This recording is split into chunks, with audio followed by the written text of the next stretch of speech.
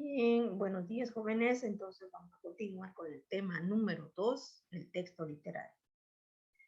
En este tema, como ya sabemos, iniciamos desde la práctica con la lectura de estos dos textos que luego se analizarán en estas preguntas, a través de estas preguntas.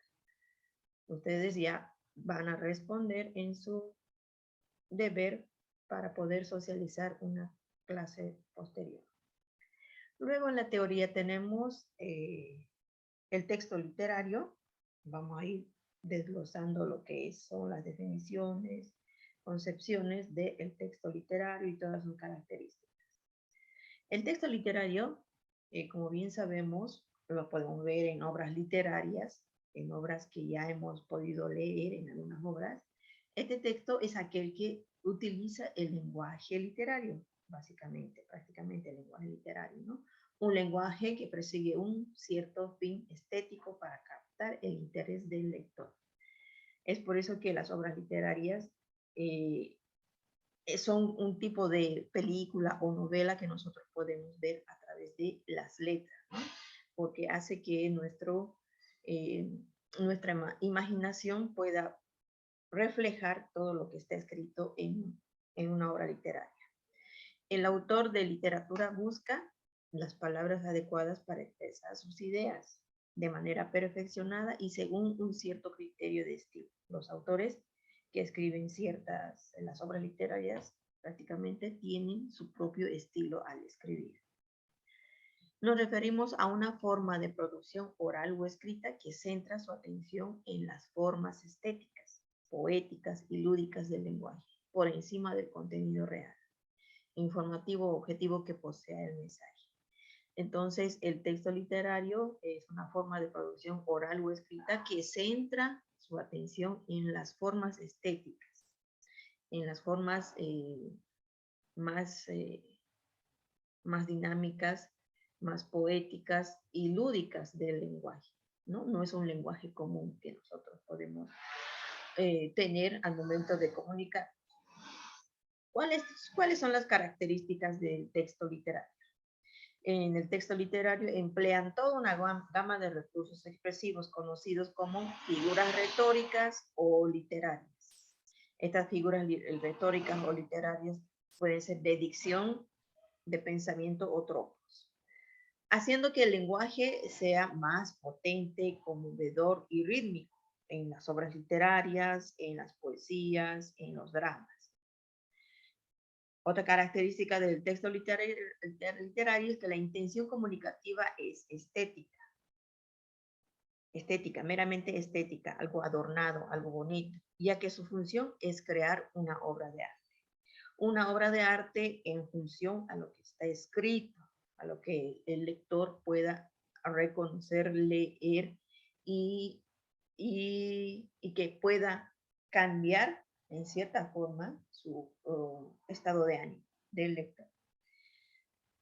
Otra característica del texto literario es que relata eventos irreales o incluso eventos reales, pero desde perspectivas de la ficción, desde perspectivas de lo imposible o perspectivas novedosas. Puede que sean estos eventos, como dice, irreales, fantasiosos, pero también puede ser que sean extraídos de la vida real. Otra característica del texto literario es que expresa contenidos subjetivos y filosóficos profundos.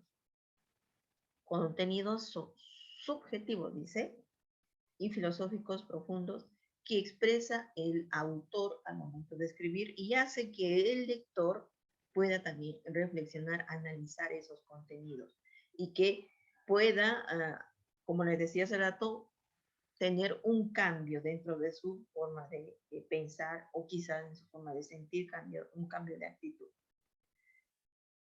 Otra característica es que posee una extensión determinada y un punto final concreto, inamovible. Una extensión determinada. Ustedes han conocido, ustedes saben cómo es una obra literaria. Es un pequeño texto en formato texto en el que hay un principio, hay un nudo en la historia y hay un final, ¿no? Entonces tiene una extensión determinada. En cuanto a las características de los textos literarios, podemos encontrar todas esas características en los géneros literarios. Los tres géneros literarios principales son género narrativo, género lírico, género dramático. Estos tres géneros son conocidos ya por ustedes. En años anteriores también se ha podido revisar estos géneros literarios. Entonces vamos a recordar. Los géneros narrativos son relatos que cuentan una historia real o ficticia que ocurre en un lugar y tiempo concreto. Entonces tenemos una historia, tenemos un lugar y tenemos un tiempo concreto. Entre los más representativos de los textos narrativos están el cuento, la leyenda, el mito, la novela, la crónica, la fábula, etc. Entonces, en estos relatos, que son los géneros literarios narrativos, se puede encontrar historias que le pasan a ciertos personajes. Tenemos también los líricos, género literario lírico. Son aquellos en los que el autor expresa sus sentimientos, emociones y sensaciones libremente. Entonces el autor ya es una persona sensible que puede expresar sus sensaciones, sus emociones, sentimientos a través ¿de qué? De una poesía, a través de una canción, a través de una elegía, etcétera, etcétera. Su expresión textual es el poema, como también puede ser la canción, ¿no? Puede ser en verso o en prosa. Algunos de sus especies son el himno, el soneto, la alegría, la oda, la égloga, la canción, etc. Por ejemplo, el himno, nosotros conocemos los himnos, ¿no es cierto? Que normalmente son los himnos conocidos como símbolos patrios. Himno nacional, himno a Santa Cruz y todo eso. Si se dan cuenta, estos himnos expresan un sentimiento, una emoción, un sentimiento y emoción quizás de patriotismo, ¿no? Hacia el lugar que uno ha nacido. Entonces, de esa manera, los géneros líricos son aquellos en los que se puede expresar sentimientos, emociones y sensaciones libremente. Luego tenemos el género dramático. Son aquellos que exponen un conflicto en la vida de los personajes. Exponen un conflicto en la vida de los personajes. Fíjense que aquí también en este género dramático se construye una historia que le sucede a ciertos personajes y que dice que se expone un conflicto en la vida de personajes. Tiene por objetivo representar el conflicto frente a otras personas. O sea que ha sido escrito con el objetivo de que los personajes interactúen mediante diálogos y acciones frente a un público. ¿Ya? La característica principal de este género dramático es que tiene que ser escrito para que posteriormente sea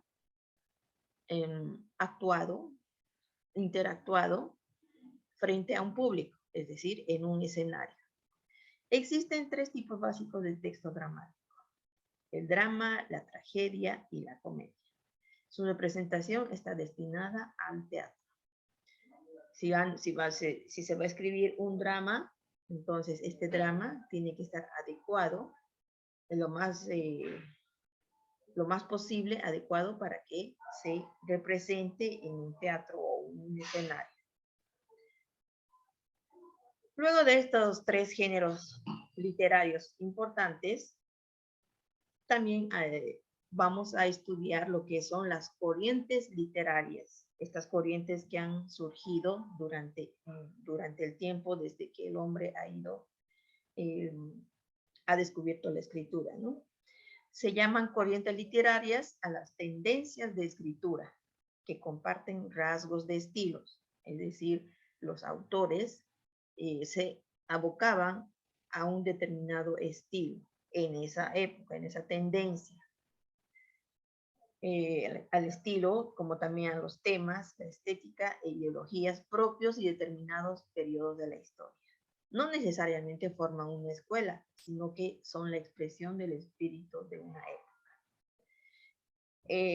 Si bien en esa época los autores trataban de tener seguir una sola orientación, una sola guía sobre lo que es la escritura y tener estilo sobre el cómo escribir en esos tiempos. A través del tiempo han ido cambiando estas corrientes, ¿no? Y eso es lo que vamos a ver hoy. Tenemos las corrientes literarias del clasicismo. ¿Cuáles son sus características? Se caracterizó, dice, por los relatos de héroes mitológicos y hazañas humanas, por el desarrollo de géneros como la poesía épica, la poesía lírica y el teatro. La característica principal del clasicismo es que se escribían los relatos de héroes mitológicos y hazañas humanas. ¿Cuáles son los ejemplos de obras literarias? La Ilíada, la Odisea, que son de Homero, del autor Homero. Entonces, en estas obras literarias se describía cómo ciertos héroes tenían sus hazañas quizás para liberar, para ir a la guerra, que interactuaban también con los dioses, ¿no? Por ejemplo, Edipo Rey también dentro de sus personajes, dentro de su historia, están lo que son los dioses, los castigos, las imploraciones a dioses y muchas cosas sobre personajes mitológicos. Las ranas de Aristófanes, la Eneida de Virgilio. Entonces, esas son las obras más representativas del clasicismo. Otra corriente literaria es el medievalismo. En la Edad Media, ¿no? Estuvo dominado por el pensamiento religioso, el ideal caballeresco, el honor y el amor cortés. Abraza una gran diversidad de expresiones y tendencias. Tres características principales en estas obras, en esta corriente del medievalismo. El pensamiento religioso. En ese entonces su auge era el catolicismo y el cristianismo, ¿no? También la idea caballeresca, los caballeros, aquí aparecen los caballeros en las historias. Y el honor y el amor cortés, entonces aquí era todo ideal, ¿no? Se podía ver en estas obras que existe un ideal y que también existe un castigo. ¿Cuáles son las obras literarias representativas? El Cantar de Mío Cid, el Cantar de los Nibelungos, cuentos de Canterbury, la Divina Comedia, Cancionero de Francisco Petrarca, de Cameron. Entonces estas obras literarias tienen estas características del medioevo. Otra corriente literaria es el renacentismo. Este renacentismo surgió cuando ya acababa el medievalismo, ¿no? Ya las características de las escrituras de obras literarias cambiaban. En el Renacimiento dominó el humanismo antropocéntrico, fijó su atención en el ser humano, exaltó el libre albedrío y recuperó el estudio de los clásicos grecolatinos. Entonces aquí, como bien dice su nombre, renacentismo, ¿no? Aquí el hombre en todo ámbito, no solo en la literatura, ya estaba teniendo una especie de renacimiento y surge lo que es el humanismo. En el humanismo ya el ser humano se da cuenta que es un ser muy importante, es un ser que se hace preguntas de su existencia, entonces trata de buscar respuestas a esas preguntas, ¿no? Por eso dice que se fijó su atención en el ser humano y exaltó el libre albedrío y recuperó algunos estudios de los clásicos grecolatinos. ¿Cuáles son los ejemplos de obras literarias más representativas del renacentismo? Elogio de la locura, Utopía, Ensayo de Michel, Orlando Furioso y Romeo y Julieta. La más representativa que nosotros conocemos es la de Romeo y Julieta, ¿no? En el renacentismo ya, como había un cambio de pensamiento, cambio de ideología, ya no se centraba en lo religioso, ¿no? Como en el medievalismo. Ya se centraba en el yo como ser humano. Luego continuamos con el siglo de oro español, otra corriente literaria. Toma impulso en 1492 tras la publicación de la Gramática Castellana de Antonio de Nebrija. Fue durante este siglo que Miguel de Cervantes escribió el ingenioso hidalgo Don Quijote de la Mancha, que representa la última novela de caballería y la primera novela moderna. Es decir, hay una fusión, ¿no? Fusión de los caballeros, de los representantes, es decir,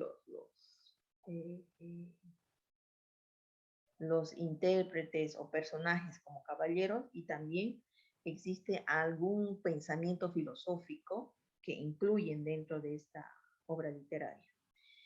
Y esta obra, que es El ingenioso hidalgo Don Quijote de la Mancha, es una obra muy reconocida a nivel mundial y que hasta nuestros días se sigue leyendo, porque dentro de sus páginas, dentro de su contenido, nos muestra ciertos aprendizajes que hasta el día de hoy se pueden tomar en cuenta. Ahora, ¿por qué se llama siglo de oro español? Porque en esta época surgieron, en España especialmente, muchos autores que escribieron y obras representativas, ¿no? Obras representativas que hasta el momento se pueden leer e incluso se puede valorar. ¿Cuáles son las novelas representativas? Obras representativas tenemos Don Quijote de la Mancha de Miguel de Cervantes, Historia de la vida de Buscón de Francisco de Quevedo, Cuento Ovejuna de Lope de Vega, Fábula de Polifemo y Galatea de Luis de Góngora, La vida y sueño de Pedro Calderón de la Barca. Con estas características, estas obras literarias aún son vigentes. Continuamos con el barroquismo. En esta corriente literaria se desechó la mirada confinante del humanismo y dio paso a una perspectiva más desencantada de la vida. Procuró la belleza discursiva mediante la exuberancia formal y el cuidado del detalle.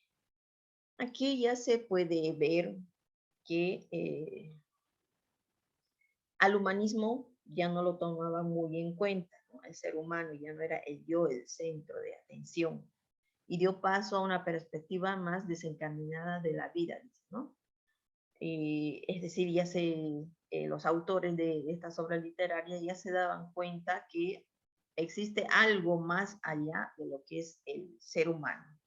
Aquí ya se está tomando en cuenta lo que es el entorno, la naturaleza, algunos animales quizás, ¿no? Se procura, dice, la belleza discursiva mediante la exuberancia formal. En el humanismo era todo un vocabulario muy formal, incluso las vestimentas, o sea, buscaban un ideal, mientras que en el barroquismo ya estaban desechando toda esa parte, ¿no? Algunos ejemplos de obras literarias tenemos La vida es sueño de Calderón de la Barca, Historia de la vida de Buscón de Francisco de Quevedo, Fuente Ovejuna de Lope de Vega, Divino Narciso de Sor Juana Inés de la Cruz. Otra corriente literaria que surge después del barroquismo es el neoclasicismo. En esta palabrita neo podemos ver, neo significa nuevo, ¿no? Nuevo clasicismo. La primera corriente literaria que habíamos visto es el clasicismo. Ahora retornamos nuevamente al clasicismo, dice con esta corriente literaria, neoclasicismo. Proponía, dice, el regreso a la razón y el rechazo de la emotividad y de la falsedad. Predominaron los géneros críticos y narrativos a la elegancia del discurso. como en el barroco ya estaba desapareciendo todo eso del humanismo, de la emotividad y falsedad, en el neoclasicismo dice que predominan los géneros críticos y narrativos y la elegancia del discurso. Centró su interés en el conflicto entre el deber y el honor con las pasiones. Representantes, obras literarias representativas, tenemos a Robinson Crusoe de Daniel Defoe, Los viajes de Gulliver de Jonathan Swift, Fábulas de Jean de La Fontaine, El espíritu de las leyes de Montesquieu. Entonces, tenían como ejemplo, veían como un ejemplo vivo a las obras literarias del clasicismo, ¿ya? Retornaron en cierta forma. Continuamos con el romanticismo. Incorporó asuntos y géneros populares, enalteció la subjetividad, liberó a la poesía de los cánones neoclásicos y estimuló nuevos géneros narrativos como la novela gótica y la histórica.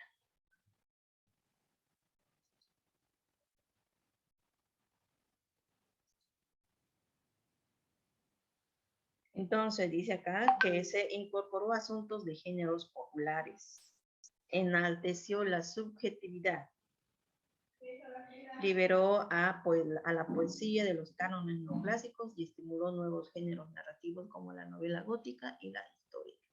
Aquí ya en el romanticismo ya se puede exaltar a lo que es los pensamientos, las emociones, las sensaciones que los personajes podían mostrar acerca de qué, de lo que veían a su alrededor. Aquí tomaban en cuenta mucho lo que es la naturaleza, las estaciones del año, todo lo que es natural, romántico, aquí tomaban en cuenta. ¿Cuáles son las obras literarias representativas? Son Las desventuras del joven Werther de Johann Wolfgang von Goethe, Los miserables de Víctor Hugo, El conde de Montecristo de Alejandro Dumas, Rimas y leyendas de Gustavo Adolfo Becker, María de Jorge Isaac. Luego vemos el realismo. El realismo fue una reacción contra el romanticismo. Fíjense, una vez que ya esta época del romanticismo terminaba, era gracias a que los escritores ya tenían cierto rechazo al romanticismo, al que consideraban demasiado empalagoso, ¿ya? Todo era